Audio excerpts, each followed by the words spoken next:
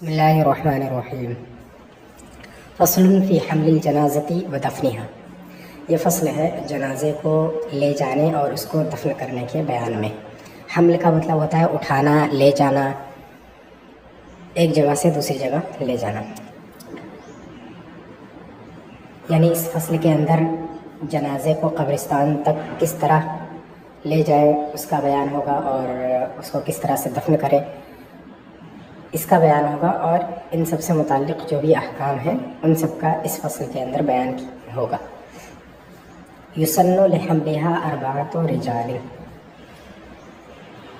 یسن سنت ہے، حمل لحملها یعنی جنازے کو اٹھانے کے لیے، حاضمیر جو ہے جنازے کی طرف لوٹ رہے ہیں، اربعۃ رجال چار مرد، جنازے کو اٹھانے کے لیے یا لے جانے کے لیے چار مردوں کا ہونا سنت ہے۔ یہ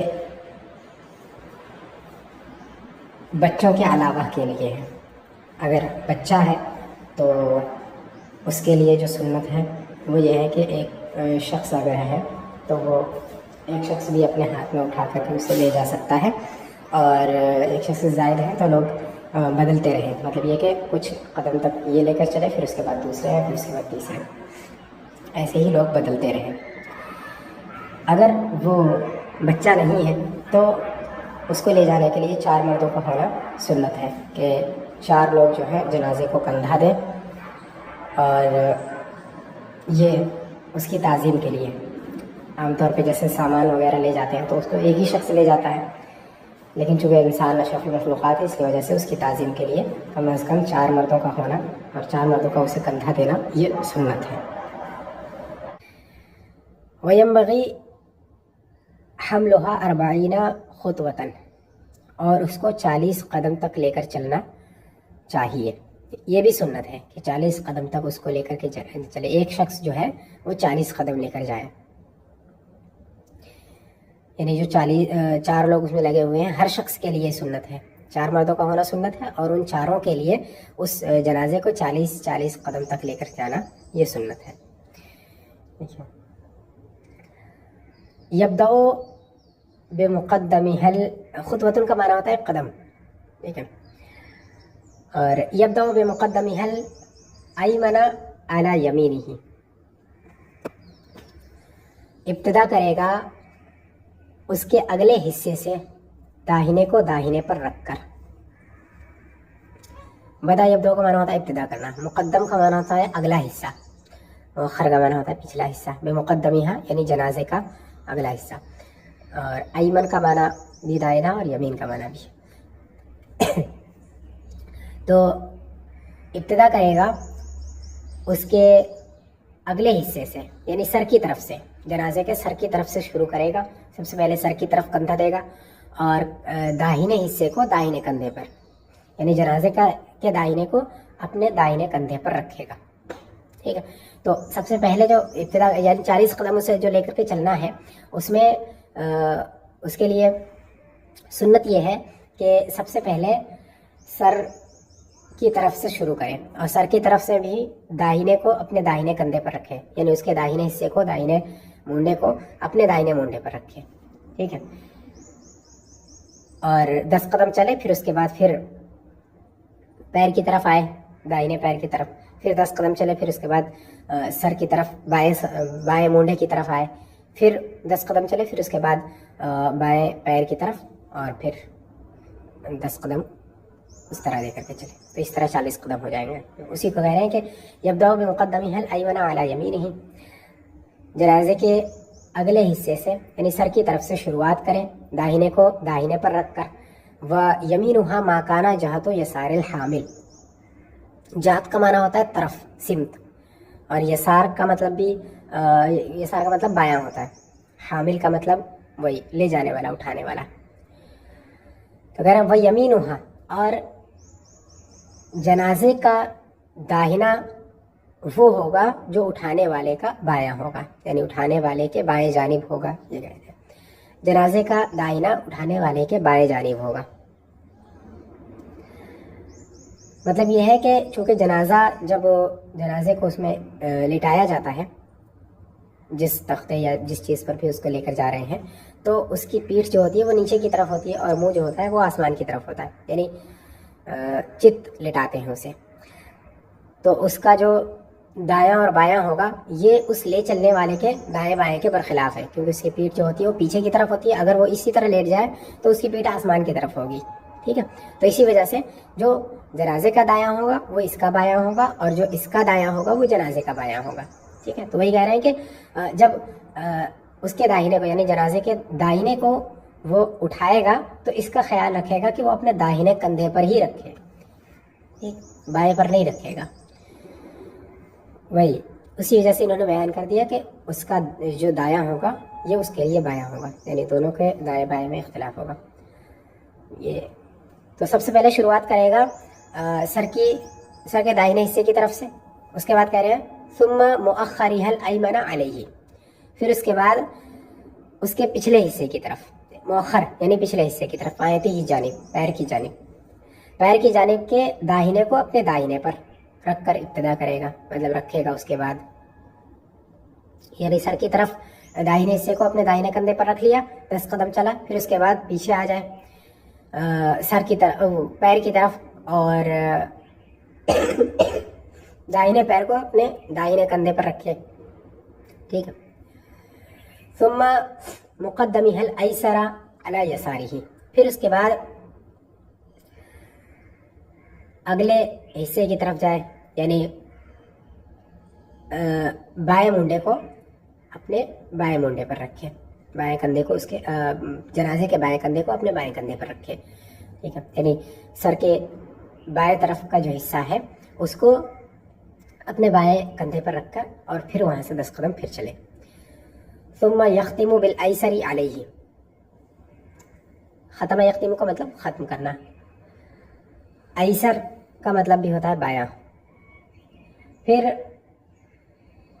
بائیں کو اسی پر رکھ کر ختم کرے.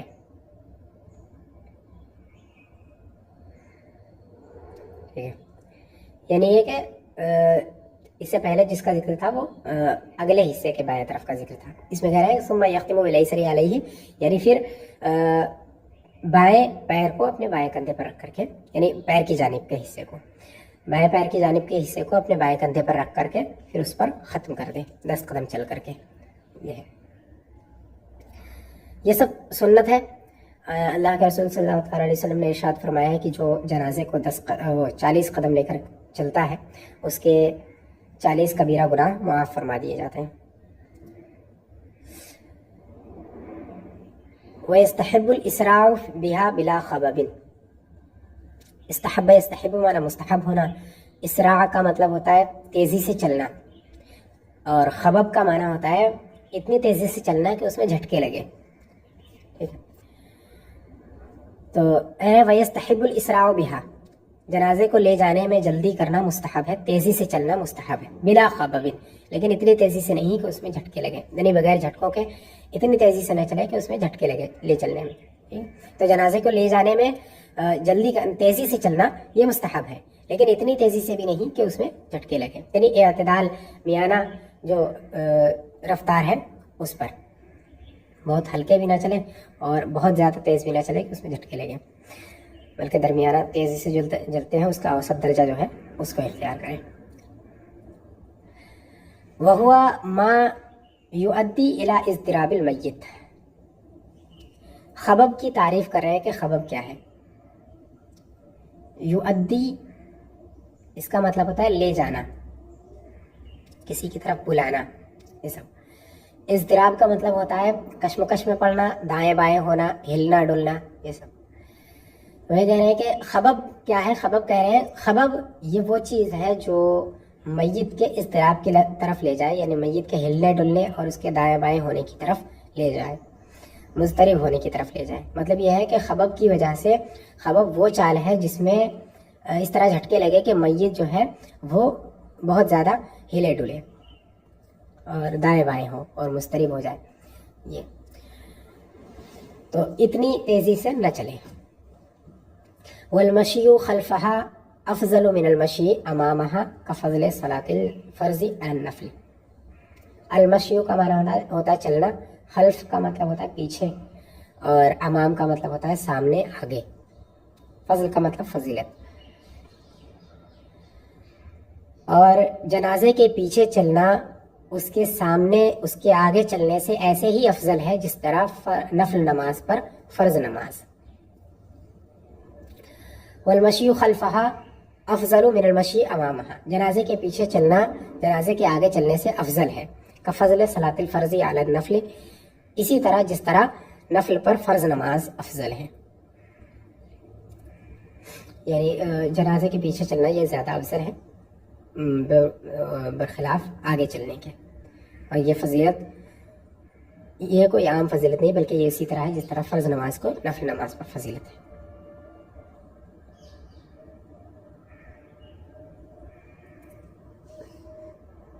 وَيَكْرَهُ رَفْعُ الصَّوْتِ بِالذِّكْرِ. اور بلند آواز سے ذکر کرنا مکروہ ہے. یکرہ کا مطلب مکروہ ہونا ہوتا ہے. رفع کا مطلب ہوتا ہے بلند کرنا. رفع الصوت آواز کو بلند کرنا. اور رفع الصوت بالذکر یعنی بلند آواز سے ذکر کرنا. ذکر میں آواز کو بلند رکھنا یعنی بلند آواز سے ذکر کرنا. یعنی جنازے کو لے چلتے وقت جو بھی ذکر و اذکار کریں گے ان میں جو ہے آواز کو دل ہی دل میں ذکر کریں, بلند آواز سے ذکر نہ کریں. یہ پہلے کے علماء کا موقف تھا, لیکن بعد میں حالت زمانہ کی رعایت کرتے ہوئے علماء کرام نے یہ کہا ہے کہ بلند آواز سے بھی ذکر کرنا جائز ہے. ٹھیک ہے. وہی کہا رفع الصوت بالذکر, بلند آواز سے ذکر کرنا مکروہ ہے. والجلوس قبل وضعها, ایسے ہی جنازے کو رکھے جانے سے پہلے بیٹھ جانا یہ بھی مکروہ ہے. یعنی جنازے کے ساتھ جو لوگ گئے ہیں ان کے لیے جب وہ قبرستان پہنچ جائے تو اس سے پہلے کہ جنازہ زمین پر رکھا جائے اس سے پہلے ان لوگوں کا بیٹھ جانا مکروہ ہے, بلکہ انتظار کریں جب جنازہ رکھ دیا جائے اس کے بعد اگر بیٹھنا چاہیں تو بیٹھ سکتے ہیں. ٹھیک ہے. جلوس کا مطلب ہوتا ہے بیٹھنا, وضع کا مطلب ہوتا ہے رکھنا. قبل وضعها جنازے کو رکھے جانے سے پہلے. والجلوس قبل وضعها, اور جنازے کو رکھے جانے سے پہلے بیٹھنا. یکرہ کا ہی یہ فاعل ہے, یعنی یہ بھی مکروہ ہے. وَيُحْفَرُ الْقَبْرُ نِصْفَ قَامَةٍ أَوْ إِلَى الصَّدْرِ وَإِنْ زِيدَ كَانَ حَسَنًا. حفر یحفر کا مطلب ہوتا ہے مفعول ہے کھودنا سے, یعنی کھودا جانا. قامت کا مطلب ہوتا ہے انسان کی جو لمبائی ہوتی ہے. نصف کا مطلب نصف ہے. صدر کا مطلب ہوتا ہے سینہ. زیدہ زیادہ یا زیدوں سے مشغول ہے, زیادتی کی گئی, اضافہ کیا گیا. حسن کا مطلب اچھا ہوتا ہے. قبر کو جنازے کے نصف قامت کے برابر کھودی جائے. قبر جنازے کے نصف قامت کے برابر کھودی جائے, یعنی جتنی اس کی لمبائی ہے اس لمبائی کے نصف کے برابر قبر کھودی جائے. او الی الصدر, یا پھر سینے تک کے قامت کے برابر, یعنی پیر سے لے کر کے سینے تک کا جو حصہ ہے اتنے کے برابر جو ہے قبر کھودی جائے. وہ ان زیدہ کانا حسنن, اور اگر اضافہ کیا گیا ہے اس میں یعنی سینے سے بھی زیادہ, یعنی مثال کے طور پہ پورا جتنی اس کی پوری قامت ہے اس پوری قامت کے برابر اگر قبر کھودی گئی تو بھی حسن ہے, بہتر ہے. قبر کھودنے میں جو گہرائی کا مسئلہ ہے وہ انہوں نے بیان کیا ہے کہ گہرائی میں جو قبر کھودی جائے گی وہ کم از کم اتنی ہونی چاہیے کہ اس کی نصف قامت کے برابر ہو, یعنی جتنی اس کی لمبائی ہے اس لمبائی کے نصف کے برابر قبر کھودی جائے کم از کم. اور یا پھر جو ہے اس سے زیادہ سینے تک بھی کھود سکتے ہیں, اور اگر اس میں اور زیادہ اضافہ کیا گیا یا اور زیادہ گہری قبر کھودی گئی تو یہ اور زیادہ بہتر ہے. ٹھیک ہے. یلحد ولا یشق الا فی ارض رخوۃ. یلحد اس کا مطلب ہوتا ہے لحد بنانا, قبر کو لحد کی طرح بنانا. اس میں اس طرح کیا جاتا ہے کہ پہلے تو سیدھے لمبائی میں قبر کھودتے ہیں, پھر اس کے بعد دائیں جانب سے ایک صندوق نما بنا دیتے ہیں. دائیں جانب اور قبر کو کھود کر کے وہاں سے اس کو صندوق نما بناتے ہیں, اس کو بولتے ہیں لحد. اور شق جو ہے اس کا مطلب یہ ہوتا ہے کہ زمین پہلے تو سیدھی کھودتے ہیں, پھر اس کے بعد اس کے درمیان میں چاروں جانب سے تھوڑا تھوڑا حصہ چھوڑ کر کے پھر درمیان میں تھوڑا اور کھودتے ہیں, تو اس کو شق بولتے ہیں. अर्द का मतलब होता है ज़मीन और रखवतुन का मतलब होता है नरम। लहद बनाई जाए, कब्र को लहद बनाना ये सुन्नत है। कह रहे हैं वही युलहदु, उसको लहद बनाया जाए कब्र को। वला युशक्कु इल्ला फी अर्दिन रखवतिन, और शक न किया जाए मगर नर्म ज़मीन में, यानी नर्म ज़मीन है तभी उसको शक करके कब्र बनाए और लहद न बनाए। ये उसी वक्त है जबकि ज़मीन नर्म हो, वरना फिर लहद ही बनाई जाए। ये सब भी सुन्नतें हैं। व युदखलुल मय्यतु मिन क़िबलिल क़िबलती, दुखिला युदखलु, दखला युदखलु का होता है दाखिल करना, उसी से मजहूल है, दाखिल किया जाए, उतारा जाए। और क़िबल का मतलब होता है सिमत, जानिब। मय्यत को कब्र में क़िबले की सिमत से उतारा जाए, यानी जब मय्यत को कब्र में उतारे तो उसको क़िबले की सिमत से उतारे। ठीक है। व यक़ूलु वाज़िउहु बिस्मिल्लाहि व अला मिल्लति रसूलिल्लाह सल्लल्लाहु अलैहि वसल्लम।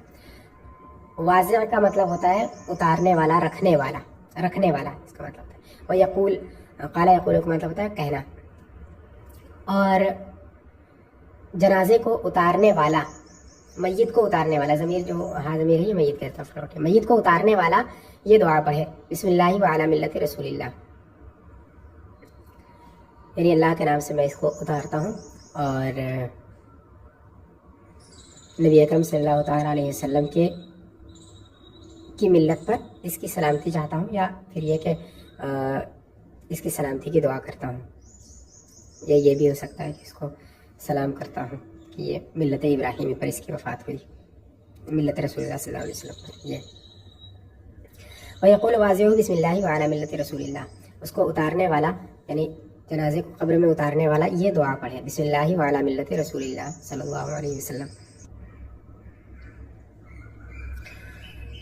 व युवज्जहु इलल क़िबलति अला जंबिहिल अयमन, और उसके रुख को और उसको क़िबला रू कर दिया जाए, यानी मय्यत को क़िबला रू लिटाया जाए ज़मीन कब्र में, अला जंबिहिल अयमन, उसके दाहिने करवट पर, यानी मय्यत को लिटाएंगे जब कब्र के अंदर तो यूँ नहीं कि मतलब जिस तरह उस तख्ते पर लिटाए थे, बल्कि उसको उसके दाएं करवट पर लिटाएंगे।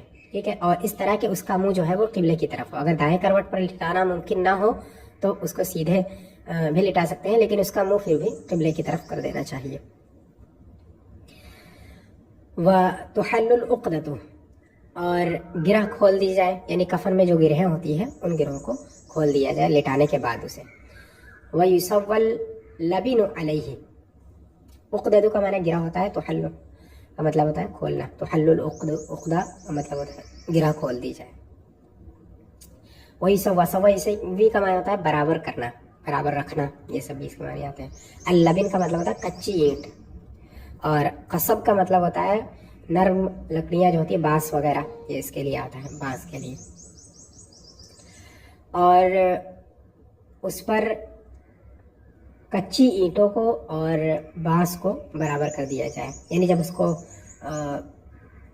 संदूक में या लहद में जब जनाजे को रख दिया जाए तो संदूक या लहद को बंद करने के लिए कच्ची ईंटों का इस्तेमाल किया जाए, कच्ची ईंट लगाई जाए और या फिर बांस लगाए जाए।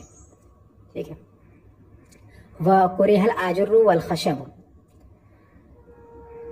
आजुर पक्की ईंट को बोलते हैं और खशब का माना है लकड़ी, लकड़ी के तख्ते। और मकरूह है, पक्की ईंट लगाना मकरूह है और लकड़ी लगाना भी मकरूह है। पक्की ईंट और लकड़ी लगाना मकरूह है, यानी पक्की ईंट या फिर लकड़ी से उसको बंद करना संदूक या लहद को, ये मकरूह है। लेकिन ये अगर ज़मीन बहुत नरम है तो लकड़ी के तख्ते वगैरह लगा सकते हैं। पक्की ईंटों की इजाज़त तो फिर भी नहीं होगी, लेकिन लकड़ी के तख्ते अगर नरम ज़मीन है तो उसमें इस लकड़ी के तख्तों को लगा सकते हैं। वो आई युसज्जा क़ब्रुहा ला क़ब्रुहु, युसज्जा यानी युस्तरू, छुपाना, औरत की कब्र को छुपाया जाए, ला क़ब्रुहु, मर्द की कब्र को नहीं, यानी जब उसमें कब्र जब खोदे तो उसके चारों तरफ जो है पर्दे डाल दें, अगर औरत की कब्र हो तब, वरना नहीं। وَيُحَالُ التُّرَابُ اور مٹی ڈالی جائے. مٹی ڈالنے میں کیا بولتے ہیں، سنت جو ہے وہ سر کی طرف سے مٹی ڈالنا. سر کی طرف سے جو ہے دونوں ہاتھوں سے 3 مرتبہ مٹی ڈالیں، اور تینوں مرتبہ میں، پہلی مرتبہ میں منہا خلقناکم، دوسری مرتبہ میں وفیہا نعیدکم، اور تیسری مرتبہ میں ومنہا نخرجکم تارۃ اخری. اس کے علاوہ اور بھی دعائیں آئی ہیں، یہ پڑھیں.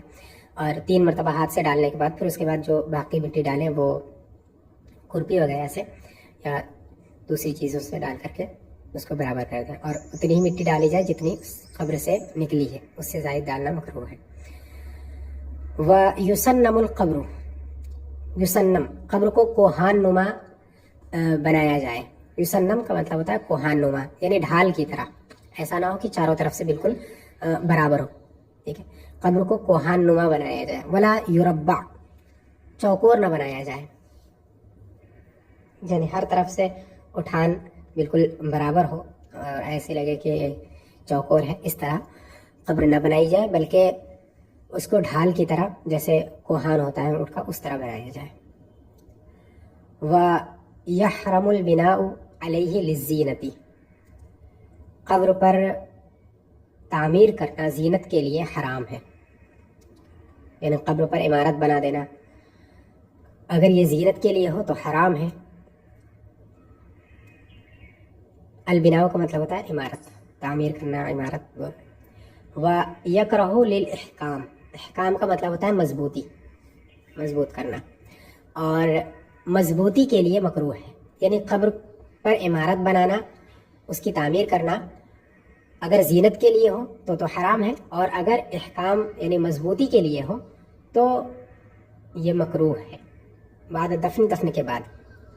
اور لیکن علماء کرام اور سادات کی قبروں پر تعمیر کرنے اور ان کو مضبوط بنانے کی اجازت دی ہے. ولا بأس بالکتابۃ علیہ لئلا یذهب الاثر، لا بأس، حرج نہیں ہے. بأس کا معنی حرج، اور کتابت کا مطلب ہوتا ہے لکھنا. ذهب یذهب کا مطلب ہوتا ہے جانا. اثر کا مطلب ہوتا ہے نشانی، علامت.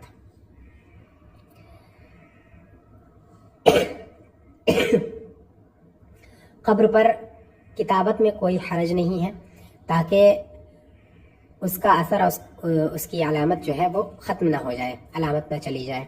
مطلب یہ ہے کہ قبر یاد رہے یا یہ پہچان رہے کہ یہ کس کی قبر ہے، اس کے لیے اس پر کتبہ لگانا یہ جائز ہے. یعنی لکھ کر کے اس پر میت کا نام وغیرہ جو لکھتے ہیں اس طرح کرنا یہ جائز ہے. لا بأس بالکتابۃ علیہ، قبر پر کتابت میں کوئی حرج نہیں ہے.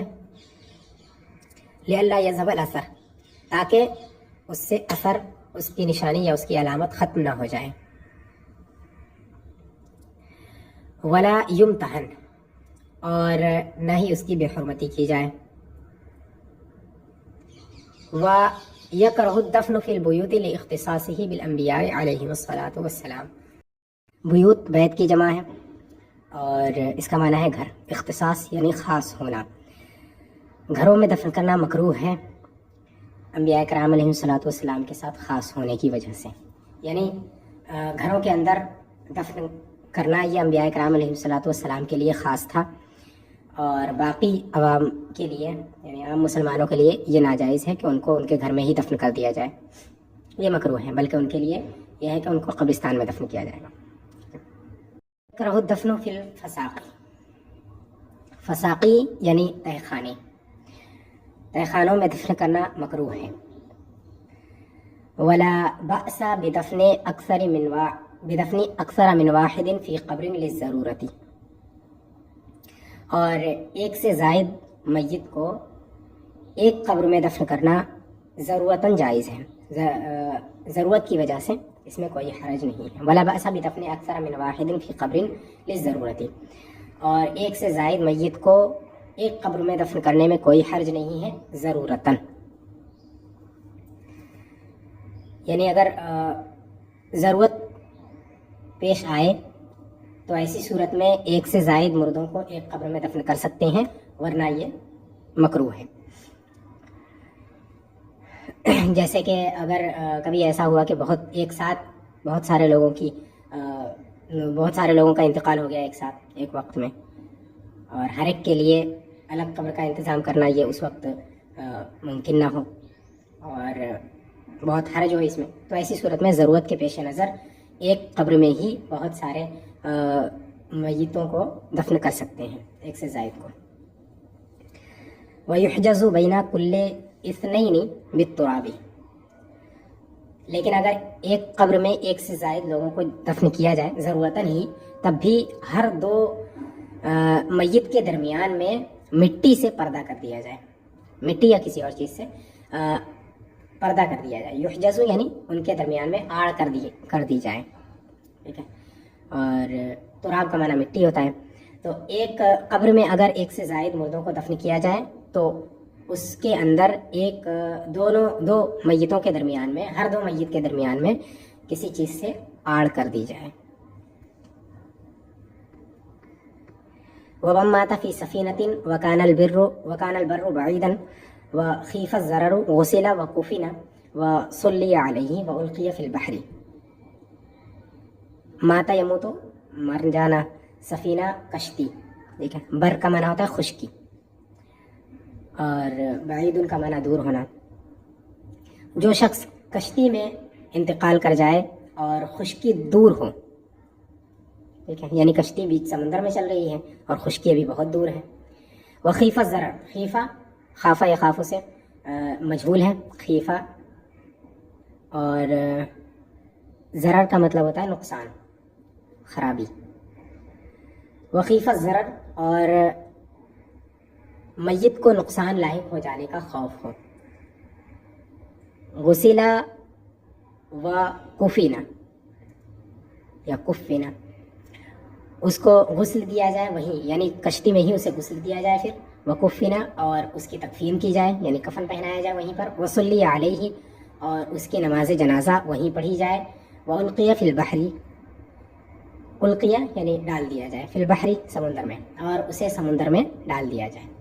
یعنی اگر کشتی میں کسی شخص کا انتقال ہو گیا اور کشتی ایسی جگہ ہے جہاں سے خشکی بہت دور ہے، اور اتنی دور ہے کہ خشکی تک پہنچنے سے پہلے وہ جو میت ہے اس کو ضرر لاحق ہو جائے گا، یعنی نقصان ہو جائے گا۔ یہ جب انتقال ہوتا ہے تو مرنے کے بعد جسم جو ہے اس میں اس کو ضرر لاحق ہونے لگتا ہے، یعنی بدبو وغیرہ آنے لگتی ہے، سڑنے لگتا ہے۔ تو ان چیزوں کا اگر خوف ہے، خشکی بہت دور ہے کہ اتنی دور جاتے جاتے یہ جو میت ہے اس کا جسم جو ہے یہ سڑنے لگے گا، تو ایسی صورت میں یہ اس کی اجازت ہے کہ وہیں پر اس کو غسل دیا جائے گا، پھر اس کے بعد اس کی تکفین وہیں کی جائے گی، اور پھر نماز جنازہ پڑھ کر کے اسے سمندر میں ہی ڈال دیا جائے گا، کسی چیز سے باندھ کر کے سمندر میں ڈال دیں گے تاکہ وہ نیچے چلا جائے۔ وَيَسْتَحِبُّ الدَّفْنُ فِي مَحَلٍّ مَاتَ بِهِ أَوْ قُتِلَ، اور مستحب ہے دفن کرنا اسی جگہ جہاں پر موت واقع ہوئی یا جہاں پر قتل کیا گیا۔ محل کا مطلب ہوتا ہے جگہ، اور قتلہ یہ مجہول ہے، قتل کیا جانا، قتل کیا گیا، یعنی انسان کی موت جہاں پر واقع ہوئی ہے مستحب یہ ہے کہ وہیں پر اس کو دفن کیا جائے، ٹھیک ہے۔ اس کا مطلب وہ نہیں کہ جس مکان میں اس کی موت ہوئی ہے وہیں پر، بلکہ جس جگہ، جس شہر، جس گاؤں میں اس کا انتقال ہوا ہے وہیں پر اسے دفن کرنا مستحب ہے۔ فَإِن نُقِلَ قبل الدفن قدر میل او میلین لا بأس به، نقل ينقل منتقل کیا جانا، اور قبل کا معنی پہلے ہے، قدر کا مطلب مقدار، میل کو بولتے ہیں یہ ایک پیمانہ ہے مسافت ناپنے کا۔ اگر دفن سے پہلے اس کو منتقل کیا گیا، یعنی میت کو اگر دفن کرنے سے پہلے اس جگہ سے منتقل کیا گیا جہاں موت واقع ہوئی، 1 میل یا 2 میل کے برابر، 1 میل یا 2 میل کی مقدار پر ہی اس کو منتقل کیا گیا دفن کرنے سے پہلے، موت واقع ہونے کے بعد، تو لا بأس به، اس میں کوئی حرج نہیں ہے۔ یعنی اگر موت کسی جگہ واقع ہوئی اور وہاں سے اسے منتقل کرنا ہے دوسری جگہ، تو 1 میل یا 2 میل اگر ہے تو اتنے میں کوئی حرج نہیں ہے، اتنی دور منتقل کر سکتے ہیں، اس میں کوئی حرج نہیں ہے۔ وَكُرِهَ نَقْلُهُ لِأَكْثَرَ مِنْهُ، اور اس سے زائد دوری پر منتقل کرنا، اس سے زائد مسافت پر منتقل کرنا یہ مکروہ ہے. ولا يجوز نقله بعد دفنه بالاجماع، اور دفن کرنے کے بعد اس کو منتقل کرنا بالاجماع بالاتفاق جائز نہیں ہے. یعنی اگر میت کو ایک مرتبہ دفن کر دیا گیا تو اب بغیر حاجت شدیدہ کے اس کو دفن کرنے کے بعد قبر سے نہیں نکالا جائے گا. ٹھیک ہے، وہی یعنی لا يجوز نقله بعد دفنه بالاجماع، یعنی علماء کرام فقہائے اعظام کا اس پر اتفاق ہے کہ اگر دفن کرنے کے بعد میت کو منتقل کرنا جائز نہیں ہے. الا ان تكون الارض مغصوبة، ارض کا معنی زمین ہے، اور مغصوب کا مطلب غصب کا یہ مفعول ہے. اس کا مطلب یہ ہوتا ہے کہ کسی کی چیز جو ہے وہ غصب کر لینا، لے لینا، کسی کی چیز بغیر اس کی اجازت کے لے لینا یا بغیر اس کی اجازت کے اپنے استعمال میں لانا جبکہ وہ اس سے راضی نہ ہو، تو اس کو مغصوب کہتے ہیں. یہ اس کو غصب کر لینا کہتے ہیں، اور اس کا جو مفعول ہے وہی ہے مغصوب، اسی کی مؤنث ہے مغصوبۃ، ارض کی وجہ سے. الا ان تكون الارض مغصوبۃ، مگر یہ کہ زمین غصب کی ہوئی ہو، او اخذت بالشفعۃ، یا پھر شفعہ میں لی گئی ہو. اخذت، اخذ یاخذ، اسی سے مجہول ہے، اس کا معنی ہوتا ہے لیا جانا، لینا، معروف ہے، اسی سے مجہول ہے. شفعہ کہتے ہیں اس حق کو جو پڑوسی یا شریک کو حاصل ہوتا ہے کسی جائیداد غیر منقولہ کو بیچنے کے بعد. مطلب یہ ہے کہ اگر کسی شخص نے اپنا گھر بیچا اور اس کا پڑوسی، اس کے بغل میں اس کا پڑوسی رہتا ہے، اور تو اس کے اوپر یہ ہے اس بیچنے والے کو کہ پہلے اپنے پڑوسی سے پوچھے کہ وہ اس گھر کو خریدے گا یا نہیں خریدے گا. اگر وہ اجازت دے دیتا ہے کہ میں نہیں خریدوں گا، بیچ دوں، تو ایسی صورت میں تو کوئی وہ نہیں ہے. لیکن اگر اس نے بغیر اس سے پوچھے بیچ دیا، ٹھیک ہے، تو اب جس سے اس نے بیچا ہے اور جتنے پر بیچا ہے اتنی ہی قیمت پر اس کے پڑوسی کو یہ حق ہے کہ وہ اس جائیداد کو خرید لے، اور اس کے کہ وہ دوسرے کو بیچ چکا ہے. تو جو پڑوسی یا پھر شریک کو جو حق حاصل ہوتا ہے کہ جتنی قیمت پر جائیداد غیر منقولہ کی بیع ہوئی ہے اتنی ہی قیمت پر وہ اس زمین کو خرید لے، یہ جو حق حاصل ہوتا ہے اس کو حق شفعہ بولتے ہیں. صورت مسئلہ یہ ہے کہ اگر کسی شخص نے کسی ایسی زمین میں اس کو دفن کر دیا جو زمین اس کی نہیں تھی، ٹھیک ہے، کسی کو دفن کر دیا گیا ایسی زمین میں جو زمین اس کی نہیں تھی، ٹھیک ہے، اور غصب کی ہوئی زمین تھی، یعنی بغیر مالک کی اجازت کے اور اس کی رضامندی کے خلاف کسی کو زمین میں دفن کر دیا گیا. اب جو زمین کا مالک ہے وہ پیسے لینے پر راضی نہیں ہو رہا ہے، اس کی اجازت وہ نہیں دے رہا ہے، تو یہ ہے کہ وہاں پر اگر اس کو کسی طرح راضی کر لیا جاتا ہے تو اگر کسی طرح راضی ہو جائے تو راضی کیا جائے گا، اور اگر راضی نہیں ہو رہا ہے تو اب ایسی صورت میں اس قبر کو کھود کر کے اس میت کو وہاں سے نکال کر دوسری جگہ منتقل کیا جائے گا اور وہاں اس کو دفن کیا جائے گا. یہ پہلی صورت ہے مغصوب والی. اور شفاع میں اگر زمین لے لیں گے، اس کا مطلب یہ ہے کہ کسی نے زمین جو ہے وہ خریدی، ٹھیک ہے، اور زمین خریدنے کے بعد اس میں میت کو دفن کر دیا. اب جب میت کو دفن کر دیا گیا اس کے بعد جس نے زمین بیچی تھی اس کے پڑوسی یا اس کے شریک نے دعویٰ کر دیا شفاع کا، اور شفاع کا فیصلہ اس کے حق میں آ گیا کہ اسے زمین دی جائے اتنی قیمت پر.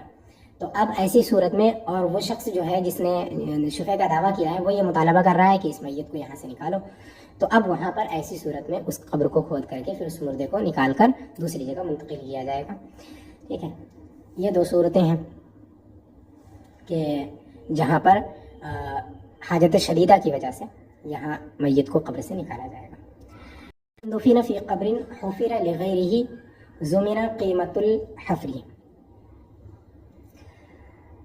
دفن یعنی اگر دفن کر دیا جائے، اور حفرہ کا مطلب ہے کھودا جانا. حفر لغیرہ یعنی غیر کے لیے کھودی گئی ہو قبر، اور ضمن یعنی اس کا زمان دیا جائے گا، اس کا بدلہ دیا جائے گا. اور حفر کا مطلب ہے کھودنا. اگر کسی ایسی قبر میں دفن کر دیا گیا میت کو جو قبر غیر کے لیے کھودی گئی تھی تو کھودنے کی قیمت کا زمان دیا جائے گا.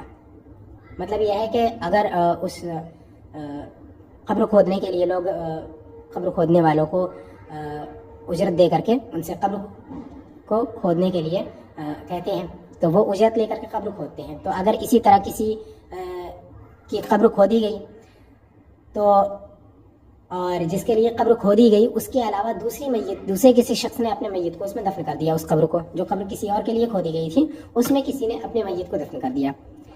ٹھیک ہے, تو اب جس نے قبر کھدوائی تھی اس کو اس کھدوانے کا ضمان دیا جائے گا, یعنی اس قبر کو کھودنے والے نے جو اجرت لی ہو وہ اجرت اس کو یہ شخص دے گا جس نے اپنی میت دفن کی ہے. ٹھیک ہے, اس نے جو اسے پیسے دیے تھے کھودنے والے کو, پہلے شخص نے جو پیسے اس کے دیے تھے اتنے ہی پیسے یہ جو دوسرا شخص ہے جس نے اپنے میت کو دفن کر دیا اتنے پیسے یہ اس کھدوانے والے کو دے گا. تو اگر کسی ایسی قبر میں میت کو دفن کر دیا گیا جو قبر کسی اور کے لیے کھودی گئی ہے, ٹھیک ہے, تو قبر کھودے جانے کا جو ضمان ہوگا وہ اس دفن کرنے والے کو دینا پڑے گا, اس شخص کو جس نے قبر کھدوائی تھی.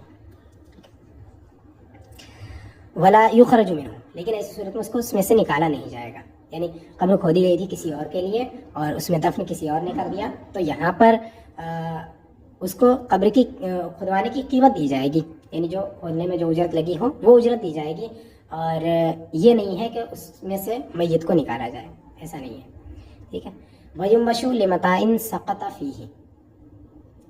يُنبَشُ اس کا مطلب ہوتا ہے کھودنا. قبر کو مطلب یہ ہے کہ ایک مرتبہ دفن کر دینے کے بعد اس کو کھولنا, اس کو يُنبَشُ کہتے ہیں.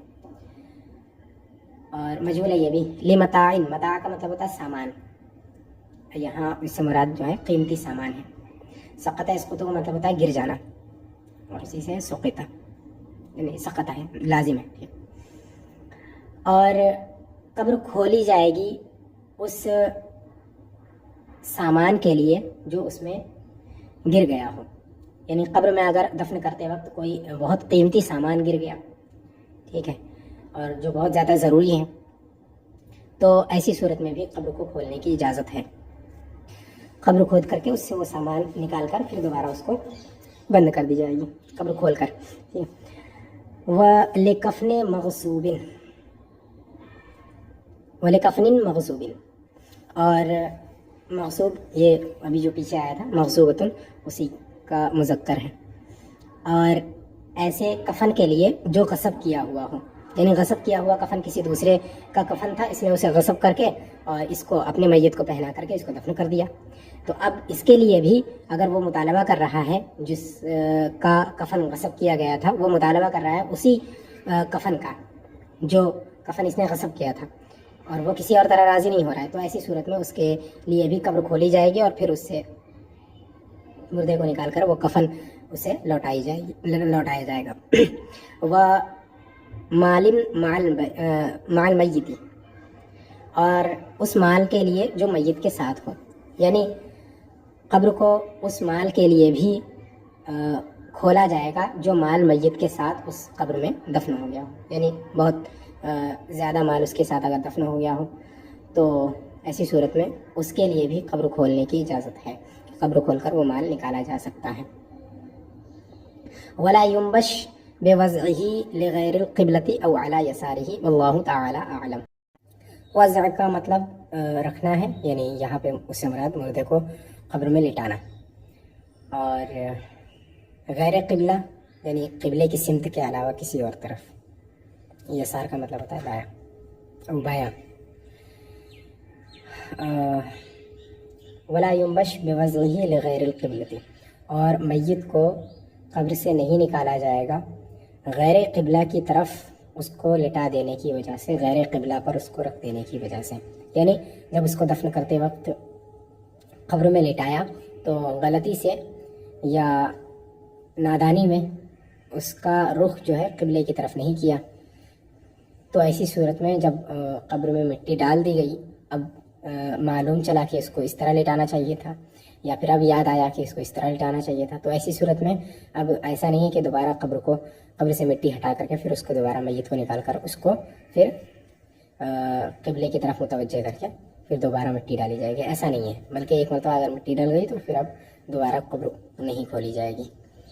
او علی یسارہ, یوں ہی بوضعہ علی یسارہ ہے مطلب, ولا ينبش بوجهه على يساره، یعنی اگر اس کے جو سنت طریقہ ہے وہ تو یہ ہے کہ اس کے دائیں کروٹ پر اسے لٹائیں، لیکن اگر بائیں کروٹ پر لٹا دیا، ٹھیک ہے، بوجهه على يساره یعنی بائیں کروٹ پر لٹا دینے کی وجہ سے بھی لا ينبش اسے نہیں نکالا جائے گا میت کو قبر کھول کر کے، وہی کہہ رہے ہیں ولا او علی یسارہ، یا پھر بائیں پر لٹا دینے کی وجہ سے بھی اس میت کو نہیں نکالا جائے گا۔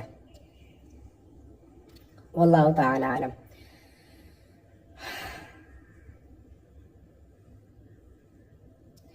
فصل فی زیارت القبور، یہ فصل ہے زیارت قبور کے بیان میں، قبروں کی زیارت کرنے کے آداب اور اس کے احکام کیا اس فصل کے اندر بیان ہوگا۔ ندب زیارتها للرجال والنساء علی الاصح، ندب مستحب ہونا،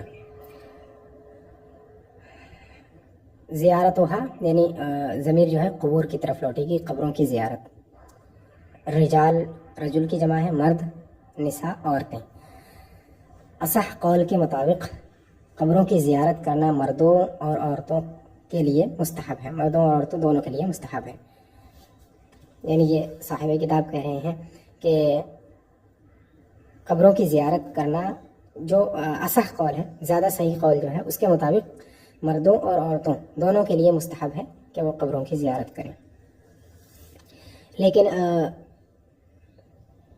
بعد کے فقہاء کرام نے، اب کے جو فقہاء کرام ہیں فساد زمانہ کی وجہ سے اس کو انہوں نے عورتوں کے لیے حرام قرار دیا ہے، جیسا کہ انہوں نے کیا نام ہے خود جو شارح ہیں انہوں نے اس قول کو قیل سے بیان کیا ہے، قیل تحرم علی النساء، یہ ہے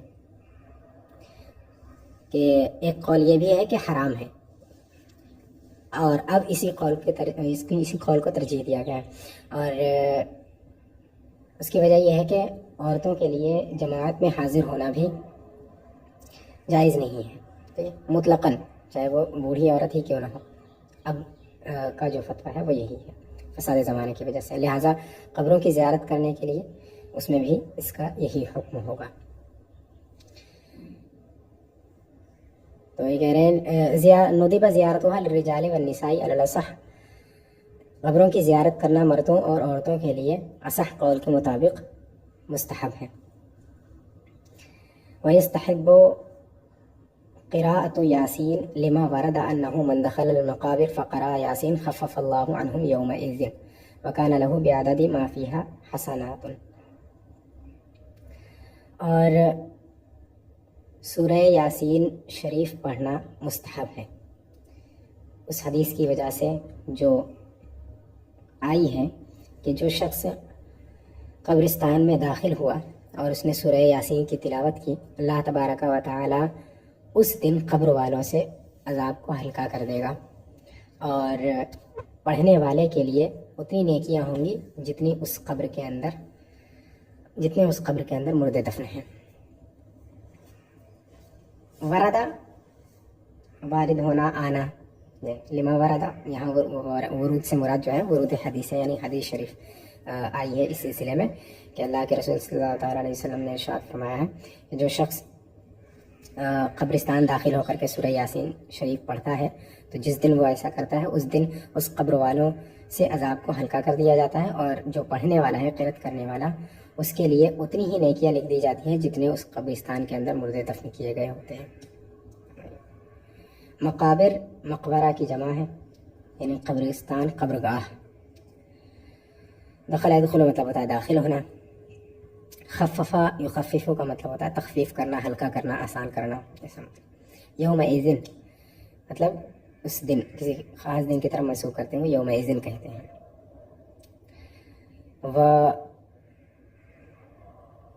وکان لہ بعدد ما فیہا من الحسنات، عدد کا معنی شمار ہوتا ہے، گنتی، تعداد، ٹھیک ہے، حسنات مطلب نیکیاں۔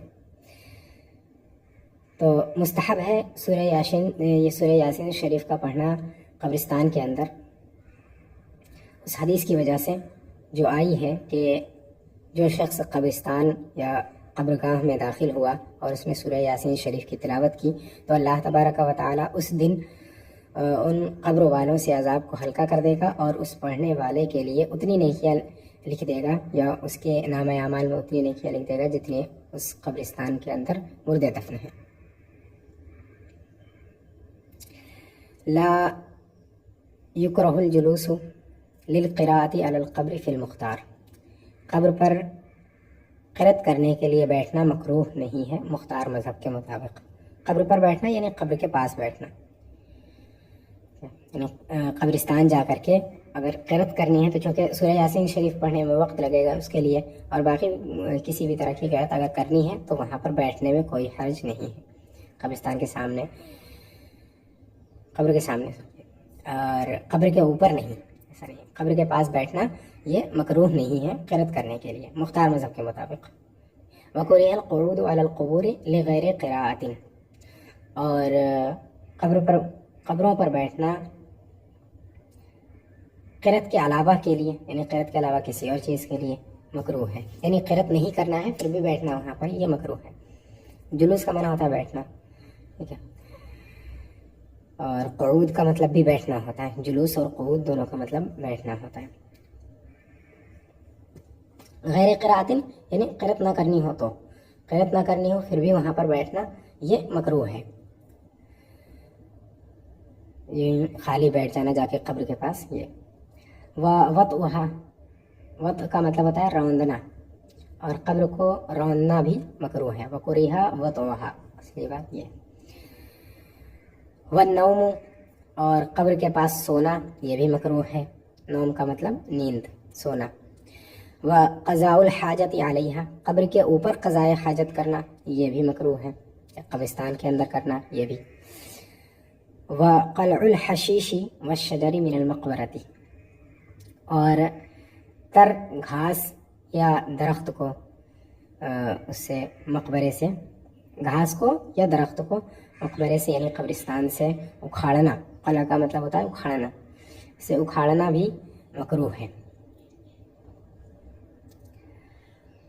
یہ سب اگر تر ہو تب ہے. وَلَا بَأْسَ بِقَلْعِ الْيَابِسِ مِنْهُمَا، اور سوکھی ہوئی ان دونوں میں سے سوکھی ہوئی گھاس یا سوکھے ہوئے درخت کو اکھاڑنا قبرستان سے یہ مکروہ نہیں ہے. ٹھیک ہے. اگر وَقَلْعُ الْحَشِيشِ وَالشَّجَرِ مِنَ الْمَقْبَرَةِ، یعنی وَكُرِهَ قَلْعُ الْحَشِيشِ وَالشَّجَرِ مِنَ الْمَقْبَرَةِ، کہ مکروہ ہے گھاس یا درخت کو قبرستان سے اکھاڑنا. قبرستان میں جو گھاس یا درخت لگے ہوئے ہیں ان کو اکھاڑنا مکروہ ہے، پودے بھی چھوٹے ہیں ان کو بھی، ٹھیک ہے. لیکن یہ کب ہے؟ جب وہ تر و تازہ ہوں. وَلَا بَأْسَ بِقَلْعِ الْيَابِسِ مِنْهُمَا، اگر سوکھ گئے ہوں تو کہہ رہے ہیں وَلَا بَأْسَ بِقَلْعِ الْيَابِسِ مِنْهُمَا، درخت یا گھاس جو سوکھ گئی ہو ان کو اکھاڑنے میں کوئی حرج نہیں ہے.